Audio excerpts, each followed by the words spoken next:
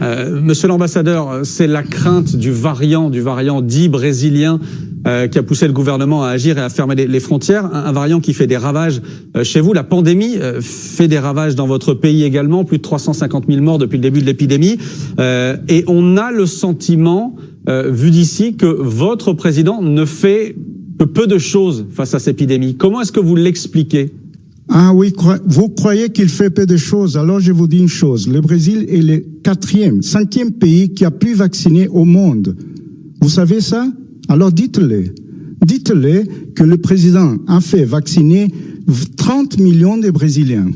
Et à cause de ces chiffres-là, nous sommes le 5e pays qui a plus vacciné. Après les États-Unis, la Chine, l'Inde et le Royaume-Uni. Vous croyez que ça, c'est pas un bon bilan?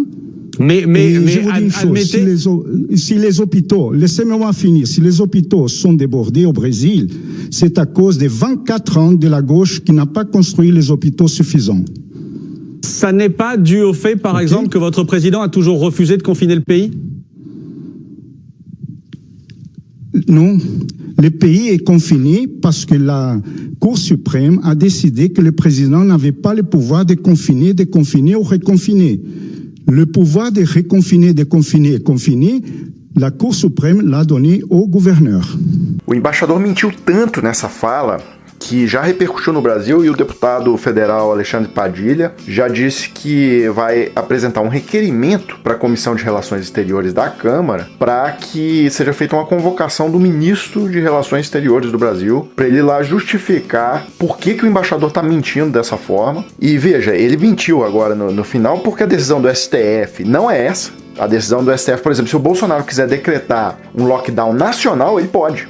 Agora, se o Bolsonaro não faz nada, como é o caso, aí os prefeitos e governadores podem adotar as medidas locais.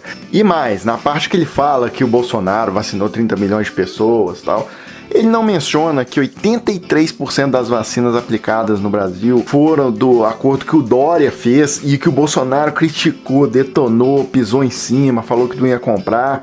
Então que se não tivesse sido o esforço de um governador, a gente não teria quase ninguém vacinado no Brasil hoje. E também falou que o Brasil é o 5º país no mundo, mas ele não citou que em termos proporcionais, porque a população do Brasil é gigantesca, é a 5ª maior população do mundo, que em termos proporcionais o Brasil não aparece nem entre os 50 países que mais vacinaram.